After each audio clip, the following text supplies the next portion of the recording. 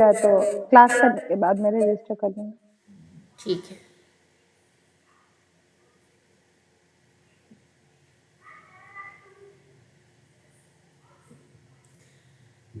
Full screen दिख रही है बेटा?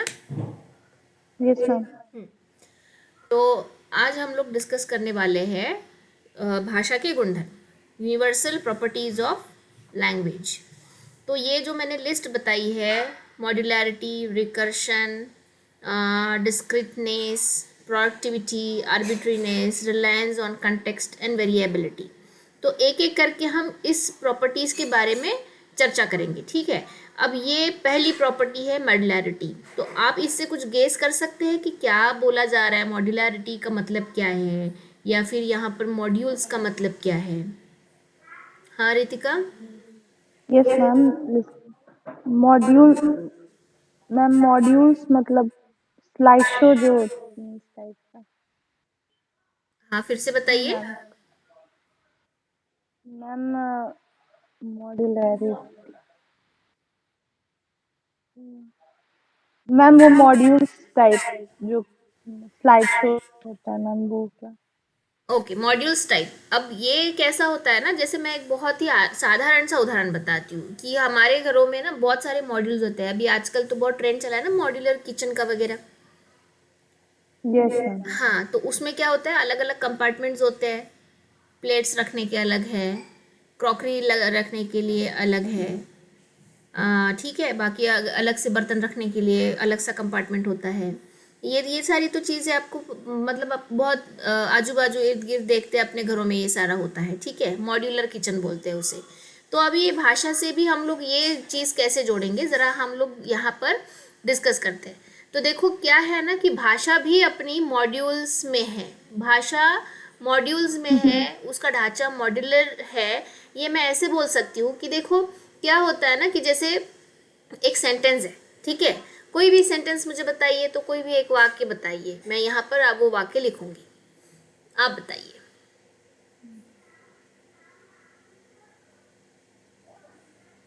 हाँ रितिका?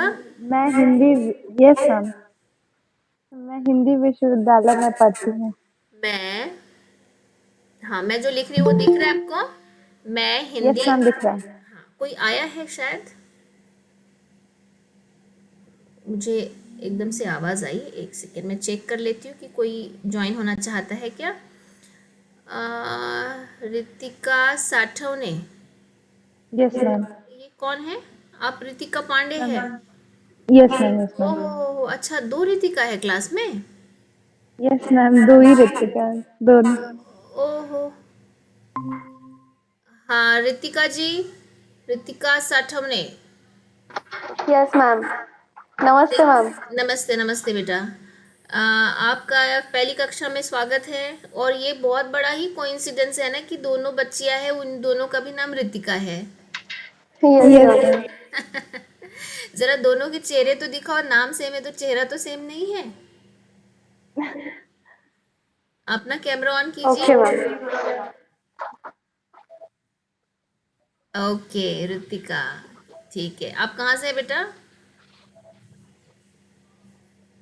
सॉरी मैम, मेरा ईयरफोन निकल गया था। कोई बात नहीं, अच्छा तो बहने, खैर बहनें तो नहीं दिख रहे हैं अब आप दोनों। आप कहाँ से हैं? रितिका साठवने जी, कहाँ से हैं आप? मैं भंडारा महाराष्ट्र से ही हूँ मैम। अच्छी बात है। चलिए तो हम लोग ना पहले अपना क्लास शुरू कर रहे हैं। हम लोग यहाँ पर डिस्कस कर रहे थे हम लोग प्रॉपर्टीज ऑफ लैंग्वेज के बारे में। तो इसे कंटिन्यू करते हैं, फिर हम लोग आपका अच्छा खासा इंट्रोडक्शन लेंगे, ठीक है। चलिए मैम। अब अपना माइक ऑफ कर दीजिए। Hello ma'am. जी, मैम। आप माइक ऑफ कर दीजिए रितिका जी। Very good. तो शुरू करते हैं, यहाँ पर मैं प्रेजेंट कर। सॉरी मैम, मैं हाँ बताइए, कुछ कहना चाह रही हैं आप?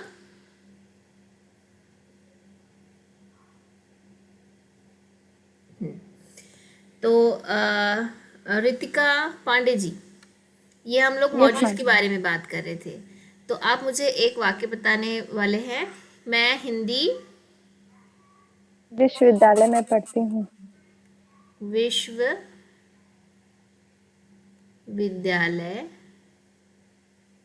में पढ़ती हूँ, ठीक है, ये मैंने लिखा। अब आप मुझे बताइए, ये जो पूरा वाक्य है, ठीक है, ये जो पूरा वाक्य आपने मुझे बताया, इस वाक्य में शब्द है जी रितिका? यस इस यस मैम। वाक्य में शब्द है, ठीक है। तो वाक्य कैसे बना है बेटा? वाक्य कैसे बना है? शब्दों शब्दों से, के शब्दों मेल से से। ये शब्दों के मेल से बना हुआ है। अब मैं यहाँ पर अलग से ये जो है हिंदी, ये मैं शब्द लिख रही हूँ। तो आप यहाँ पर देख सकते हैं कि ये जो है हीन और दी, ये दोनों भी अलग अलग कैरेक्टर्स है। Yes ma'am. हाँ, कंसोनेंट्स है, ठीक यस है, मैम। कंसोनेंट्स और वॉवेल को कॉम्बिनेशन है। तो अगर मैं इसे भी अलग कर देती हूँ, हिन और दी को, तो हिंदी, ये जो शब्द है, ये कॉन्सोनेंट और वॉवेल्स के मेल से बना हुआ है, ठीक है ना? Yes ma'am. यस, स्वर और व्यंजनों के मेल से ये बना हुआ शब्द है। शब्दों के मेल से ये वाक्य बना है, ठीक है। अब यहाँ पर और भी एक चीज आ जाती है, जैसे कि मान लीजिए कि मैं यहाँ दी लिख रही हूँ, तो दी में भी क्या है, छोटी ई की मात्रा है या बड़ी ई की, वॉट एवर थिंग्स आर, हम यहाँ बड़ी ई की मात्रा लिख रहे हैं। तो यहाँ पर इसका अलग सा एक ये बन जाता है द और ई, ठीक है, द और ई। यस तो ये क्या हो रहा है ना, ये हम लोग देखो डाउन लाइन पर जा रहे हैं, धीरे धीरे एक वाक्य को हम लोगों ने मैम। वाक्य संधि विच्छेद कहते हैं शायद जी, इसको, ये संधि करना। संधि करना विषय ये है, संधि करना ये भी है उसमें। तो ये जो आपने संधि मतलब व्याकरण के परिप्रेक्ष्य में जो पढ़ा है ना, संधि करना या फिर यस मैम। उसकी विभक्ति जो भी पढ़ा होगा, तो वो तो आपका बेसिक नॉलेज इसमें काम में आ ही रहा है। पर मेरे बोलने का ये मतलब है, यहाँ पर समझने की कोशिश कीजिए कि आपका वाक्य बना है शब्दों से, आपका शब्द बना यस है मैम। स्वर और व्यंजनों से। अगर आप कोई व्यंजन से। बड़ा सा पैराग्राफ लेते हैं, तो आपका बड़ा सा पैराग्राफ बना है आपका कई सारे वाक्यों से, ठीक है। एक बड़ा सा अगर पैराग्राफ यस। लेंगे, जोड़ देंगे आप, ये ऐसे सारे, मैं हिंदी विश्वविद्यालय में पढ़ती हूँ, मैंने एमसीए के कोर्स में एडमिशन लिया है, प्रवेश प्राप्त किया है, मुझे ये language linguistics, Java programming, cyber security, ये ऐसे महत्वपूर्ण विषय है। देखिए मैं ऐसे बोलते जा रही हूँ ना, रनिंग मैटर है यस ये। तो ये कैसा है, ये पैराग्राफ हम इससे बनाएंगे एक पैराग्राफ। और ये जो पैराग्राफ है, ये पैराग्राफ किस से बना है, वो कंपोनेंट क्या है, सेंटेंस, आपका वाक्य। सेंटेंसेस। वाक्य किससे बना हुआ है? वाक्य बना हुआ है आपका शब्दों से। शब्दों से। शब्द बने हैं आपके स्वर और स्वर और व्यंजन से। व्यंजनों से। तो आपको समझ में आ रहा है ये जो मैं बता रही हूँ? तो देखिए, एक तरीके से एक होता है ना कि जैसे एक बहुत बड़ा कबर्ड है, बहुत बड़ा ढांचा है, ठीक है। तो यस मैम। कबर्ड में, हमारे कबर्ड में क्या है कि अलग अलग कंपोनेंट्स होते हैं, और उस कंपोनेंट से एक बड़ा सा ढांचा बन जाता है। तो आप यहाँ पर भाषा को एक मॉड्युलैरिटी का या प्रतिरूपकता का एक जैसे स्वरूप बोलेंगे, या फिर उसका जो गुणधर्म हम बोलेंगे, तो ये यहाँ पर सिद्ध हो जाता है। आपकी बात समझ में आ रही है? Yes ma'am. हाँ। तो अब यहाँ पर देखिए, हर भाषा में, जैसे मराठी है, हिंदी है, इंग्लिश है, हम तीन भाषा की बात करेंगे। आपकी मदर टंग भी हिंदी है अभी, तो यस। अंग्रेजी में आपकी पढ़ाई हुई है। अब मेरी मदर टंग जो है वो मेरी मराठी है। तो जैसे मैं तीन भाषाएं जानती हूँ, ठीक है, आप भी कोई दो से ज़्यादा भाषाएं जानते होंगे, तीसरी भाषा आपको पक्की आती होगी। तो इसमें हमने एक चीज़ यहाँ देखी है कि हर भाषा का यही गुणधर्म है कि वाक्य जोड़ जोड़ के पैराग्राफ बन जाता है, फिर वर्ड्स जो है, शब्द जोड़ जोड़ के कोई सेंटेंस बन जाता है, फिर अगर हम लोग स्वर और व्यंजनों को जोड़ दे तो शब्द बन जाता है। हाँ, तो ये हर मैं बोल सकती हूँ भाषा में ये एक क्या है, यूनिवर्सल प्रॉपर्टी है। देखो मतलब हिंदी के लिए केवल ये मान्य मैं कर रही हूँ और अंग्रेजी के लिए, गुजराती के लिए ये ऐसा नहीं होता है, ऐसी बात कहूंगी मैं नहीं नहीं, नहीं कहूंगी। सबके लिए मान्य है मैम। सबके लिए, यस, सबके लिए ये जो है यूनिवर्सल गुणधर्म मैं बोल सकती हूँ भाषाओं का है। ठीक है, अब आगे चलते हैं रिकर्शन। ये आर यहाँ छूट गया। रिकर्शन, रिकर्शन में यहाँ मैं ये जो बोल सकती हूँ कि प्रत्यावर्तन। तो देखो ये क्या है, रिकर्शन क्या है या फिर प्रत्यावर्तन क्या है। आपने मैथमेटिक्स पढ़ा है, आपको पता है रिकर्शन क्या है। ये जो दूसरी रितिका जी है वो है ऑनलाइन है, जुड़ी है हमसे। मैम पता नहीं, अच्छा चलिए ठीक है, वो शायद सुन रही होगी, काफ़ी नॉइज़ भी चल रहा था। तो वो प्रत्यावर्तन जॉब ये, कर रही है मैम कहीं पे। अच्छा चलो कोई बात नहीं, कोई बात नहीं। प्रत्यावर्तन ये जो है रिकर्शन, तो प्रत्यावर्तन जो कॉन्सेप्ट है उसको हम क्या कहते हैं, या फिर मैम उसे रिपीटेशन। Repetition, very good. मैं यहाँ आपने जो कहा है मैं वही लिख रही हूँ, रिपीटेशन, ठीक है। अब ये जो रिपीटेशन है, रिकर्शन है, ये रिकर्शन एक प्रॉपर्टी है भाषा की। तो आप इसके बारे में ज़रा मुझे सोचिए कि ये कैसे क्या रिपीटेशन है या कैसे क्या रिकर्शन है, भाषा और रिकर्सिव कैसे हो सकती है। मैम एक ही वाक्य में हम लोग ऐसे शब्द होते हैं जो कई बार रिपीट होते हैं। हाँ, एक ही वाक्य में बहुत सारे शब्द होते हैं जो कई बार रिपीट हो सकते हैं। Very good. तो जैसे कि देखिए उदाहरण के तौर पर कुछ बताना चाहेंगे आप। मैम सोच, सोचते हैं, चलिए ठीक है। अब यहाँ देखिए रिकर्शन की हम बात कर रहे हैं, आपने कहा रिपीटेशन है। अब ये क्या है ना, पता है रिपीटेशन तो होता है, मैं रिकर्शन में पूरी तरीके से, जैसे आपने रिपीटेशन बताया, मैं सहमत नहीं हूँ आपसे। रिपीटेशन पर क्या होता है ना, रिकर्शन में आप जिस बिंदु से शुरुआत करते उसी बिंदु पर आ जाते हैं, ठीक है, फिर उसी बिंदु पर आ जाएंगे, ठीक है। ये दैट इज रिकर्सिव प्रॉपर्टी। अब यहाँ पर वही वही चीज बार बार हो रही है। हाँ, वही वही चीज, मतलब उसमें कुछ थोड़ा सा जुड़ रहा है, जैसे कि मान लीजिए एन है, फिर उसके बाद में मैं 2n बोलती हूँ, 3n बोलती हूँ।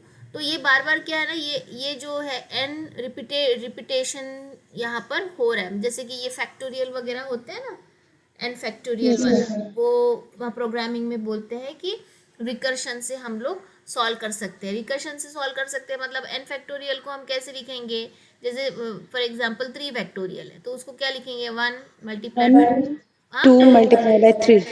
ये हो गया उसका फैक्टोरियल। फिर मैं 4 फैक्टोरियल में लिखूंगी, तो यहाँ पर 4 फैक्टोरियल का मतलब ही ये है कि 3 factorial multiplied by 4, yes ma'am. Right. हाँ, तो इस तरीके से देखिए बार बार क्या हो रहा है ना, यहाँ पर वही चीज रिपीट हो रही है। 4 फैक्टोरियल यस को मैम। मैं लिखूंगी 4 फैक्टोरियल मल्टीप्लाइड बाय 5, इस तरीके से। तो ये बार बार वही वही चीज, देखिए 3, फिर ये 4 फैक्टोरियल, बाद में अगर मैं 6 फैक्टोरियल लिखूंगी तो पहला वाला जो फैक्टोरियल है 5 फैक्टोरियल मल्टीप्लाइड बाय 6। तो ये रिपीटेशन, इस तरीके का रिपीटेशन जहाँ पर हमें सेम चीज़ बार बार करनी पड़ती है। तो भाषा में भी रिकर्सिवनेस है। भाषा में रिकर्सिवनेस कैसे है, देखो मैं अगर बोलती हूँ कि आई सॉ अ डॉग, मैंने यहाँ लिखा आई सॉ अ डॉग, ठीक है। अब यस मैं मैम। ये लिख रही हूँ I saw a sweet dog, ठीक है। अब मैं ये बोलती हूँ I saw a healthy sweet dog, ठीक है।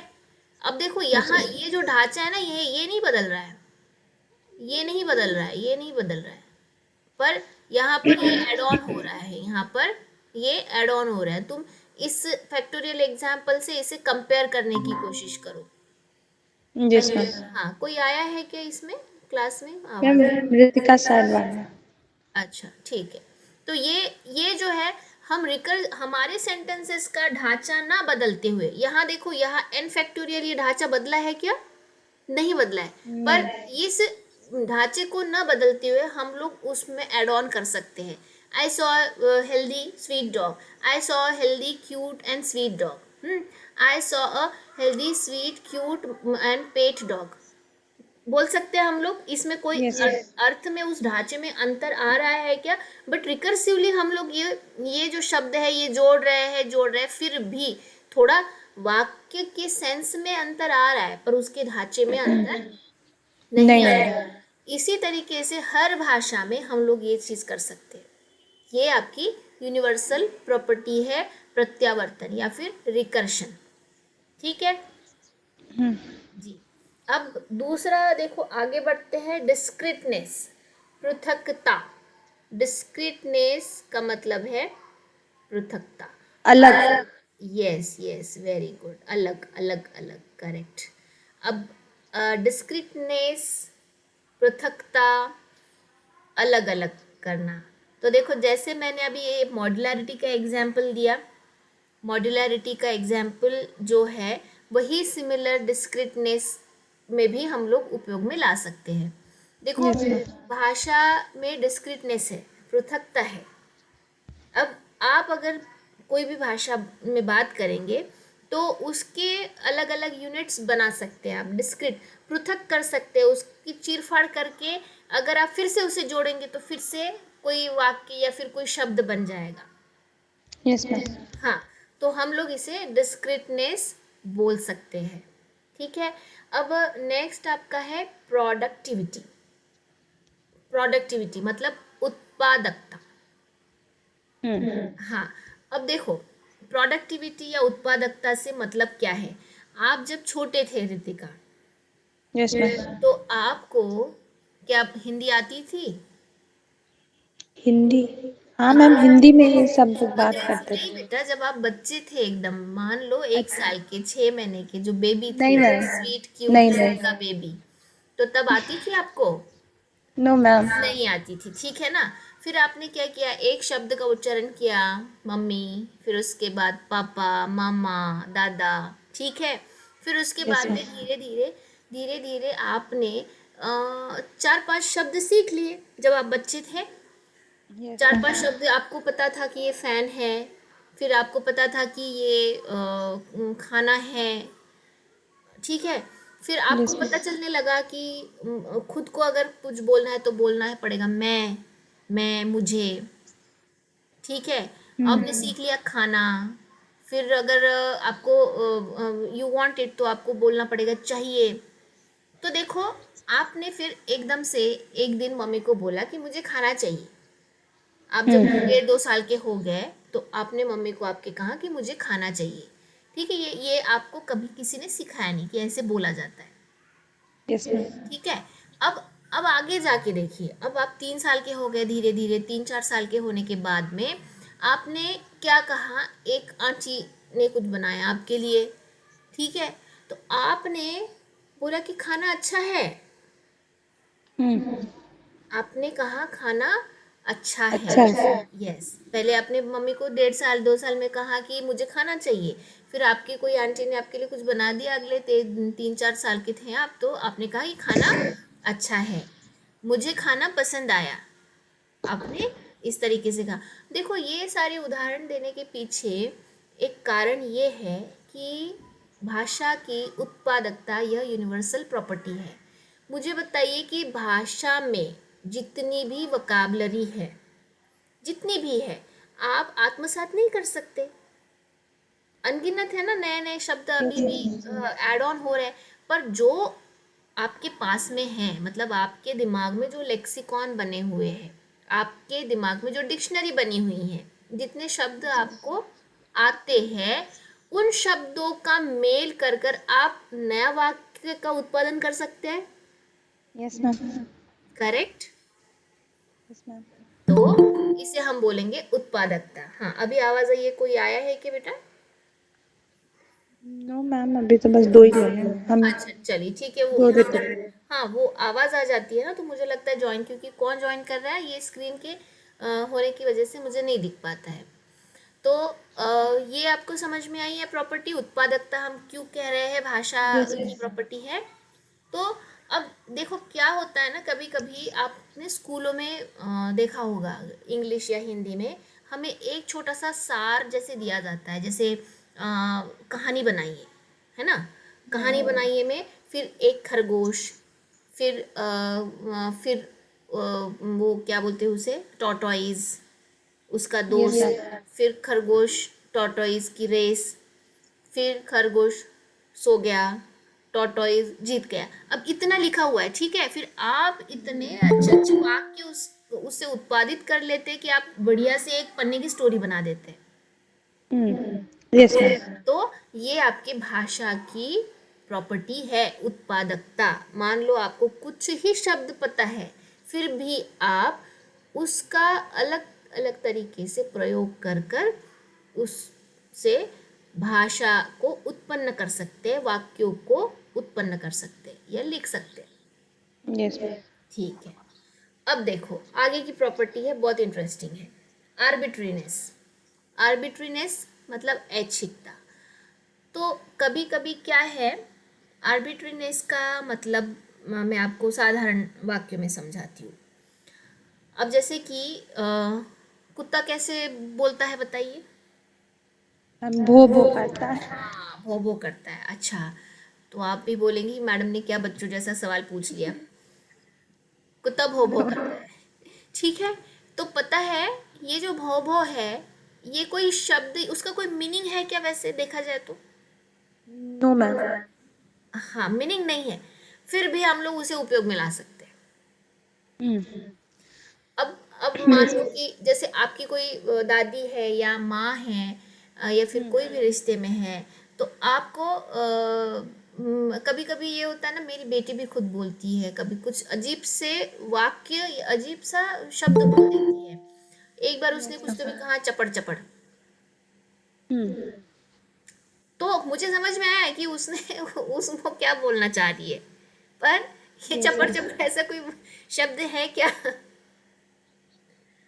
ऐसा नो मैम, शब्द ऐसा कोई डिक्शनरी, मतलब नहीं। हाँ अगर आप स्टैंडर्ड डिक्शनरीज देखेंगे हिंदी की तो ऐसा कोई शब्द नहीं है। तो नहीं। अब देखो आर्बिट्रीनेस से या फिर ऐच्छिकता से एक हमें पता चलता है कि अगर हमें उस भाषा का एक बेसिक ग्रामेटिकल कॉन्सेप्ट पता है, तो हम लोग उस भाषा में एक कोई आर्बिट्रेरी वाक्य और आर्बिट्रेरी शब्द तैयार कर सकते हैं। अब जैसे कि इंग्लिश में हम लोग बहुत बार मीडिया पर बात करते हैं, सोशल मीडिया पर, जैसे व्हाट्सएप पर हम बात करते हैं ना, एक दूसरे के यस मैम। दोस्त, हाँ दोस्त लोगों को मैसेज भेजते हैं हम लोग। तो बहुत बार ऐसे शब्द हम बनाते हैं जिसका कोई डिक्शनरी मीनिंग नहीं होता है। तो यस मैम। हाँ, जैसे कि आप बताएंगे कोई एक हाथ दो शब्द? यस मैम, बता रहे हैं। बता रहे, देख के बता रहे मैम हो शॉर्ट फॉर्म्स में हम लोग लिखते रहते हैं, जैसे थैंक यू लिखना है तो आजकल हम लोग THNK हाँ, लिख के बस यस बात यस कंप्लीट कर यस, देते हैं। Correct correct. तो फिर भी समझ में आ जाता है, वो भी एक हाँ। भाषा है। एब्रीवेशन बोलो या शॉर्ट फॉर्म बोलो यूज़ करने की, वो भी भाषा है। फिर ASAP लिखते हैं, मतलब एज सुन एज पॉसिबल। जैसे गुड मॉर्निंग को GM लिख दें, गुड नाइट को GN लिख दें। Yes yes yes. तो फिर भी क्या हो गया ना, हम लोग भाषा को ऐसी सभी सभी भाषाओं में इस तरीके के ऐच्छिक स्वरूप में हम लोग उससे उपयोग में ला सकते हैं। वो बोलेंगे हम लोग उसका आर्बिट्रीनेस, हम लोग किसी प्रकार से उसे अपनी इच्छा से उपयोग में ला सकते हैं। ठीक है। अब देखो अब और एक मैं उदाहरण दूंगी कि ये छोटे बच्चे को ना हम लोग जैसे यहाँ पर बोलते हैं कि तुम्हें मम्मम चाहिए, मतलब मराठी में बोलेंगे तुला मम्मम पाहिजे। मतलब पानी पीना। यस, आपने सही पहचाना। तो क्या हो गया ये कोई मम्मम नाम का कोई शब्द या फिर ऐसे देखा आपने डिक्शनरी में कहीं? नहीं मैम। नहीं, फिर भी है, वो चल रहा है, प्रचलन में है। Yes ma'am. यस। तो इस तरीके से मैं ये बोलती हूँ कि जैसे यहाँ पर जी, जैसे कि मैं यहाँ लिखती हूँ भौं भौं करना,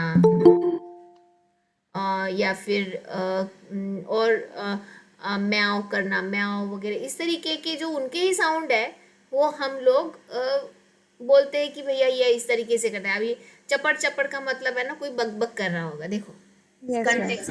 हाँ, चपड़, ये चपड़ चपड़ कर रहा है, तो क्या है चपड़ चपड़ मतलब वो इतनी बात कर रहा है, इतनी बात कर रहा है कि उसका साउंड वो चपड़ चपड़ चपड़ चपड़ आ रहा है। तो इस वजह से वो चपड़ चपड़ कर रहा है। वैसा कोई शब्द नहीं है। फिर भी अगर मैं नहीं है। बोलूंगी कि कोई चपड़ चपड़ कर रहा है तो तुम्हें समझ में आ जाएगी कि अरे ये बहुत ज्यादा बात कर रहा है।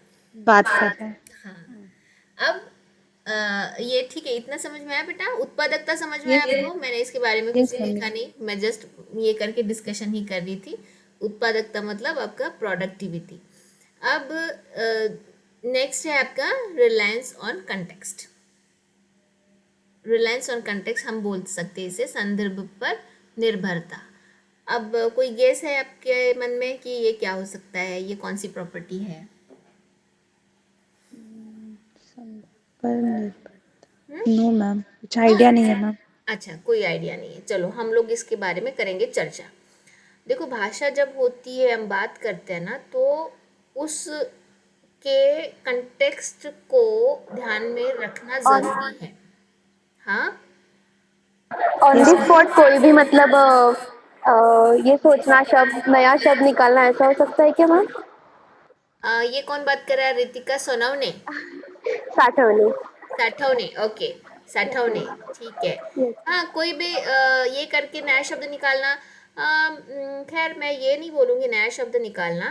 कंटेक्स्ट का मतलब ये है कि हम किस संदर्भ में बात कर रहे हैं, संदर्भ, किस संदर्भ में बात कर रहे हैं। अब देखो, मैं एक वाक्य बोलती हूँ और उसमें आपने मुझे बोलना है कि क्या संदर्भ हो सकता है। I saw a tank. मैंने यहाँ मैं लिख रही हूँ आई,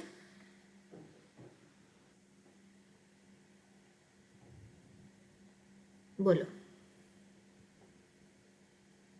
दोनों रितिका बोलो, आई सॉ अ टैंक।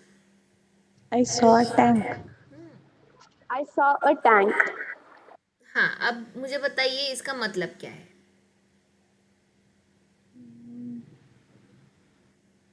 मैंने एक टैंक देखा। हाँ, मैंने टैंक देखा। अब मैं भी बोलूँगी ना, मैंने मैंने टैंक देखा। मैं आप दोनों को बोल रही हूँ मैंने टैंक देखा। अब ये आपको मतलब देखना कंटेक्स्ट, मतलब देखो संदर्भ कैसा है। चलो, एक संदर्भ ऐसा है कि भैया मैं घूमने गई। हम्म, मैं घूमने गई और घूमते घूमते जो है ना, मैं उधर गई कश्मीर, और उस बॉर्डर एरिया पर गई मैं।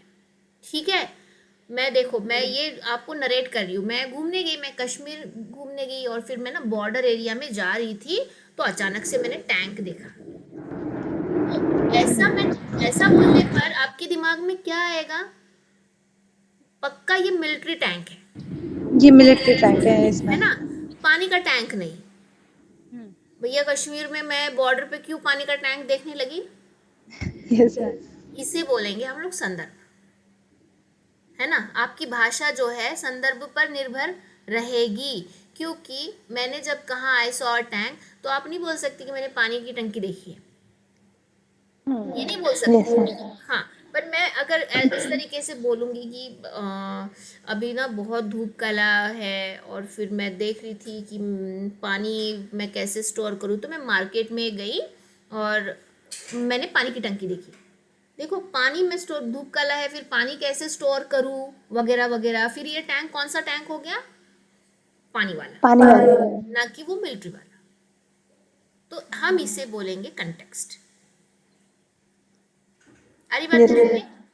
ये इस यस मैम। कंटेक्स्ट भी बोल सकते हैं, या फिर एक तरीके से उसे एक सेंस में भी ले सकते हैं हम लोग। सेंस भी हम लोग बोलेंगे इसे कि भैया इस टैंक, ये शब्द का सेंस क्या है। जैसे कि कल मैंने रितिका आपको एक यस उदाहरण मैम। दिया था कि भाई एक कोई आ रहा है और चेकआउट कर रहा है होटल से, और सडनली वो भूल गया अपनी तो शूज़। तो वो बोला कि जाओ जाओ देखो तो मेरे रूम में पैर, शूज़ का पैर तो नहीं है। अब ये यस मैम। पेड़, हाँ देखो तो में क्या कंटेक्स्ट छुपा है, देखो और जल्दी से लाओ भी। लाओ भी। हाँ, यस मैम। तो अगर आपको कंटेक्स्ट नहीं समझ में आएगा तो आप भाषा को पूरी तरह समझ पाएंगे क्या? No ma'am. नहीं। तो इसीलिए हम बोलते हैं कि संदर्भ पर भाषा निर्भर करती है, और ये एक भाषा मतलब हिंदी या फिर अंग्रेजी के बारे में नहीं है, हर भाषा के बारे में है, हर भाषा के बारे में उसमें कंटेक्स्ट होता ही है। ठीक है। Yes ma'am. तो अब जैसे मैंने ये कहा कि मैंने पूजा के लिए थाली सजाई, कल मैंने उदाहरण दिया था, मैंने यस पूजा के लिए मैम। थाली सजाई। तो देखो मैंने आगे पीछे अगर मान लो कि मैं ये कर रही हूँ, आज हमारे घर में सब मेहमान आने वाले हैं और मेरी बहन जो है पूजा वो भी आने वाली है, देखो ना मैंने पूजा के लिए थाली सजाई, तो इसका मतलब क्या हो गया, वो ह्यूमनाइड सेंस हो गया वहां पर, पूजा के लिए मतलब कोई आपकी बहन है जिसका नाम पूजा है, उसके लिए आपने थाली सजाई है। आप बोलेंगे कि मैं भगवान से प्रार्थना करी थी कि मुझे ना अच्छी सी नौकरी दे दो, और बड़ी श्रद्धा से मैंने पूजा के लिए थाली सजाई। Yes ma'am. तो आपने वो क्या है, प्रार्थना या पूजा जो हम पूजा अर्चना करते हैं उसके कंटेक्स्ट में हो गया। तो हर भाषा में ये आ जाता है, रिलायंस ऑन कंटेक्स्ट। अब चलो इतना क्लियर है, इतनी प्रॉपर्टीज आपको समझ में आ गई। Yes ma'am. हाँ, अब आखिरी जैसे वेरिएबिलिटी है, परिवर्तनशीलता। देखो भाषा परिवर्तनशील है, भाषा परिवर्तनशील है, और उसे क्यों मानना चाहिए परिवर्तनशील? क्योंकि जैसे देखो बाकी भाषाओं से भी कुछ शब्द आते हैं तो भाषा अपने आप ही उसको परिवर्तित कर देती है, भाषा वैसी की वैसी रिजिड नहीं रहती है। अब जैसे आजकल क्या हो रहा है, अंग्रेजी माध्यमों की जो स्कूलें हैं तो उसमें बच्चों को हिंदी में पढ़ाया जाता है और प्लस अंग्रेजी में पढ़ाया जाता है। तो पता है मेरे घर में, मतलब मैं एक बहुत अच्छा इंटरेस्टिंग एग्जांपल दूंगी, कि मेरे घर में एक मेरी भांजी आती है, वो अभी स्कूल गई नहीं, उसका नर्सरी में ही है।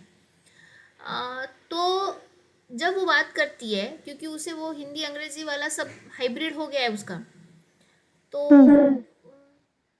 क्या बोलती है, ए माझा बेल्ट कितना अच्छा है। वो माझा मतलब क्या है, मराठी मतलब माझा मतलब मेरा, मेरा। मराठी में माझा को मेरा बोलते हैं, ठीक है। तो बोलती ए माझा बेल्ट, बेल्ट हो गया अंग्रेजी, कितना अच्छा है हो गया हिंदी। तो देखो अब इस तरीके से, ये तो छोटे बच्चे की परिवर्तनशीलता का मैंने उदाहरण दिया, पर बड़ों में भी जैसे कि बहुत सारे जैसे शब्द है ना, अंग्रेजी के शब्द है, तो वो अपने आप ही भाषा में आ गए। जैसे कि मैं बोलूंगी मैंने बहुत गूगल किया, वो बहुत गूगल किया, इसका मतलब क्या है, मैंने बहुत वेबसाइट पर, गूगल वेबसाइट पर जाके सर्च किया, है ना। Yes ma'am. हाँ, मैंने बहुत गूगल किया। अब मैं बोल दूंगी ना, बेटा उसे गूगल कर देना, तुम्हें पता अगर समझ में नहीं आता है ना प्रॉपर्टीज ऑफ लैंग्वेज के बारे में, तो उसे गूगल करना। मैम आजकल हर सेंटेंस में हम लोग ऐसे ही हाइब्रिड फॉर्म में ही बोलते हैं तो ये दिन भर। वेरिएबिलिटी होगी ना बेटा, सेंस तो समझ में आ रहा है उसमें क्या बोलना है। तो भाषा ऐसा रिजिड, जैसे देखिए अगर गूगल करना ये मैं अगर बोलती हूँ तो ये क्या गलत हो गया क्या सेंटेंस ग्रामेटिकली? नहीं हो गया। पर नहीं। जिस तरीके से वो बोला जाता है, जिस तरीके से उसका सेंस दूसरे तक पहुंचता है, क्योंकि भाषा एक संप्रेषण का माध्यम है, ठीक है। इट्स अ, हाँ, कम्युनिकेशन का माध्यम है, संप्रेषण का माध्यम है, it's a medium of communication among the human beings. तो उसमें ऐसा है कि अगर ये वेरिएबिलिटी आती भी है तो भी भाषा उतनी ही समर्थ रहती है जितनी की पहले थी। तो ये यस। है, हाँ ये आपकी वेरिएबिलिटी का एग्जाम्पल है। तो अगर जैसे मान लीजिए इसमें कुछ अगर डाउट होता है तो हम लोग उसे कल की कक्षा में डिस्कस करेंगे। अब देखो मैं ना एक ही पीपीटी पर डिस्कस कर रही थी, तो ये सारी चीज़ें मॉड्युलैरिटी वगैरह वगैरह।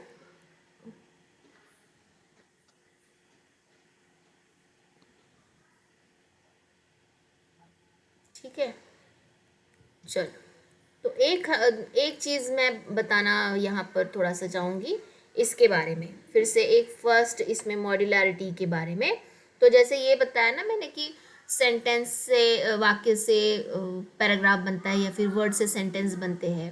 तो यहाँ पर जब हम लोग इसके बारे में बात करते हैं, इस लेवल के बारे में, तो हम लोग इसे फोनोलॉजी बोलते हैं। ठीक है, अब जब हम लोग इस हिंदी की बनावट कैसी है, फिर ये कैसे फॉर्म हुआ है, इसे हम लोग मॉर्फोलॉजी बोलते हैं। ठीक है, अब ये जो वाक्य बना हुआ है ये किस तरीके से बना हुआ है, इसे हम लोग सिंटैक्स बोलते हैं। तो सिंटैक्स मतलब क्या है कि पक्की बात है मैं यहीं पे आएगा, इसी पोजीशन पर आएगा। हिंदी विश्वविद्यालय में पढ़ती हूँ मैं, ये ऐसा ठीक नहीं है ग्रामेटिकल। जैसे हम रनिंग इसमें तो बोल देंगे बट ग्रामेटिकली वो सही है क्या? या फिर ये नहीं होगा कि पढ़ती मैं हिंदी विश्वविद्यालय हूँ, सही है? ये सही नहीं है। तो ये जो है इसे हम लोग सिंटैक्स बोलेंगे कि जो चीज़ जहाँ पर चाहिए, जैसे मान लो सब्जेक्ट जहाँ चाहिए, ऑब्जेक्ट जहाँ चाहिए और वर्ब जहाँ चाहिए, उसकी प्लेसेस को निर्धारित करना, वर्ब को, नाउन को निर्धारित करना, हम इसे सिंटैक्स कहते हैं। और इसमें से जो एक्चुअल कंटेक्स्ट है या फिर जो एक्चुअल उसका सेंस है वो निकालना, हम उसे, या फिर मीनिंग निकालना, मीनिंग ऑफ सेंटेंस, उसे हम लोग सिमेंटिक कहते हैं। मैं यहाँ लिखूंगी मीनिंग ऑफ सेंटेंस, वाक्य की संरचना। सिंटैक्स का मतलब है structure of sentence, structure of sentence. ठीक है, मीनिंग ऑफ सेंटेंस वाक्य का अर्थ, और स्ट्रक्चर ऑफ सेंटेंस मतलब वाक्य की संरचना। फिर सिमेंटिक्स के बाद भी और कई सारे मॉड्यूल्स में भाषा डिवाइड होती है, जिसे हम लोग डिस्कोर्स कहते हैं। उसके बाद में, डिस्कोर्स के बाद में हम लोग प्रैग्मेटिक्स। ठीक है, तो ये सारे हम मॉड्यूलर डिज़ाइन के ये सारे नाम हैं। और या फिर इस मॉड्यूल्स को, या फिर जो मैंने कहा कि फोनोलॉजी, मॉर्फोलॉजी, फिर सिंटैक्स, सिमेंटिक्स, डिस्कोर्स, प्रैग्मेटिक्स, इन सभी को हम लेवल्स भी बोलते हैं, लेवल्स ऑफ लैंग्वेज। तो हमारा आगे का जो टॉपिक है वो यही रहेगा, लेवल्स ऑफ लैंग्वेज। ठीक है, तो मैं यहाँ पर मेरी स्क्रीन शेयर करना बंद कर देती हूँ। ये जो पीपीटी है बेटा, ये मैं मूडल पर शेयर कर दूंगी। Okay ma'am.